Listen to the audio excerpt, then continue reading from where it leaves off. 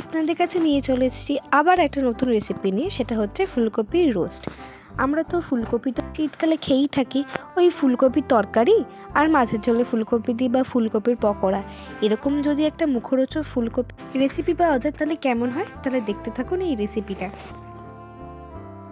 এইভাবে ছোট ছোট করে আমি ফুলকপিগুলো কেটে নিয়েছি, বেশি ডাঁটা দিইনি, অল্প। এইভাবে ছোট ছোট করে আমি মাঝারি সাইজের একটা ফুলকপি কেটে নিয়েছি। সেই জন্য আমি এখানে নিয়েছি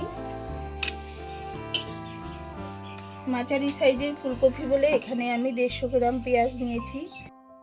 150 গ্রাম পেঁয়াজ কেটে নিয়েছি।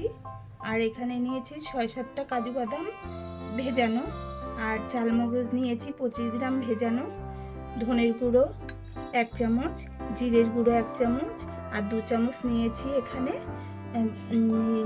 রসুন আর আদা বাটা, আর এখানে 2 চামচ টক দই, আর এখানে নিয়েছি 3টে কাঁচা লঙ্কা চিরা, আর এখানে ফোড়নের জন্য নিয়েছি 4টে লবঙ্গ আর দারচিনি।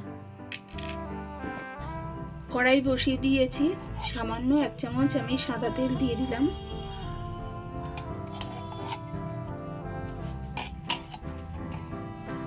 সাদা তেল দিয়ে এবার আমি পেঁয়াজটাকে অল্প সামান্য ভেজে নেব।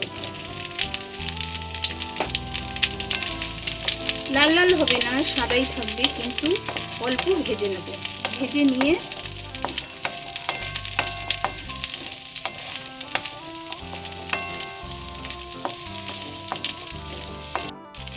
দেখুন পেঁয়াজটা লাল হয়নি, কিন্তু হালকা আছে।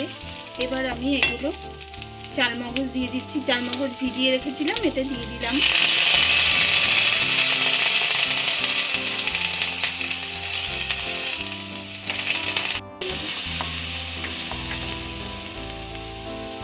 সামান্য ঝালের জন্য আমি 3টে কাঁচা লঙ্কা চিরা দিয়ে দিলাম।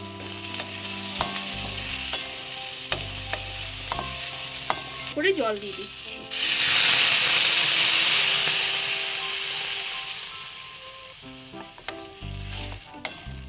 জল দিয়ে একটু সেদ্ধ করে আমি পেস্ট করে নেব।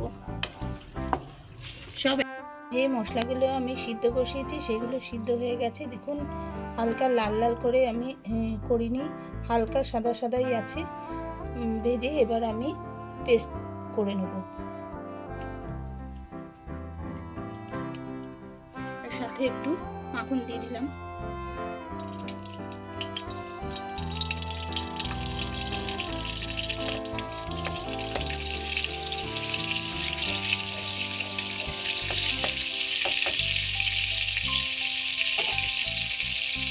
যে ফুলকপিগুলো আমি কেটে রেখেছিলাম এগুলো আমি এবার কড়াইতে দিয়ে হালকা করে ভেজে নেব।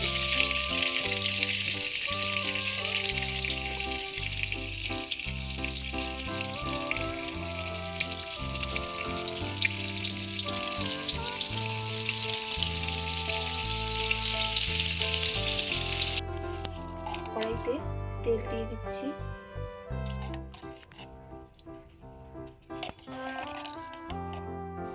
যেই তেলে আমি ফুলকপি ভেজেছি সেই তেলেই আমি একটা দারচিনি আর 3-4টে লবঙ্গ দিয়ে দিলাম।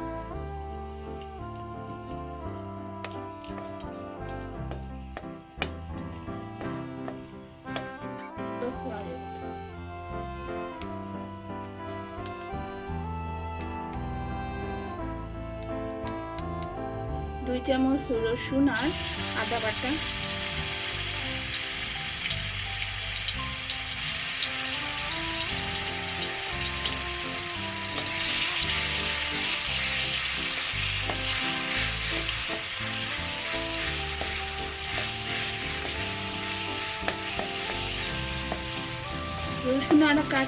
রসুন আর আদার কাঁচা গন্ধটা কেটে গেলেই আমি এখানে দিয়ে দিচ্ছি ধনের গুঁড়ো, জিরের গুঁড়ো 1 চামচ,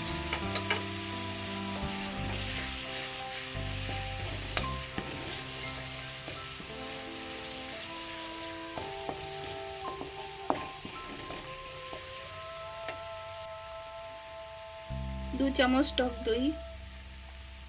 টক দই দেওয়ার সময় গ্যাসটা আপনারা লো ফ্লেমেই রাখবেন, আর নাহলে টক দই ভেঙে যেতে পারে, কেটে যেতে পারে।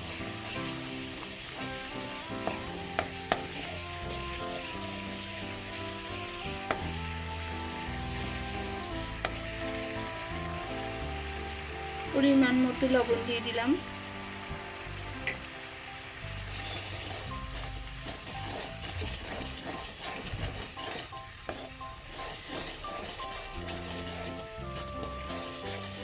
কাশ্মীরি লঙ্কার গুঁড়ো,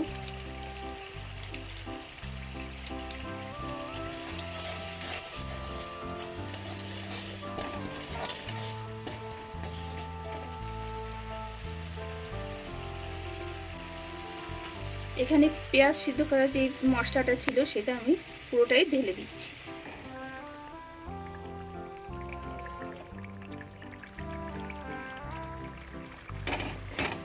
ভালো করে এবার একটু কষে নেব।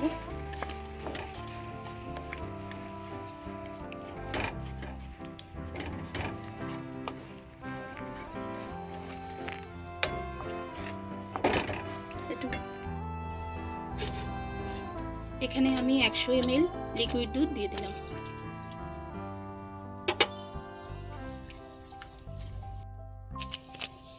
দেখুন মশলা কষা হয়ে গেছে। এবার আমি কপিগুলো দিয়ে দিচ্ছি। তেল ছেড়ে গেছে মশলা থেকে। এবার আমি কপিগুলো দিয়ে দিচ্ছি। ভাজা কপিগুলো দিয়ে দিলাম।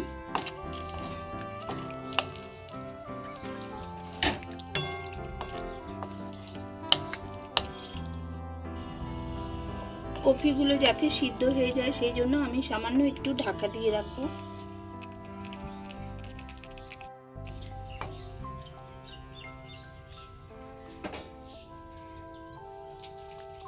8 মিনিট আমি ঢাকা দিয়ে রাখছি। ফুলকপি রোস্ট হয়ে গেছে। এবার আমি সামান্য একটু গরম মশলা দিয়ে নামিয়ে নিচ্ছি।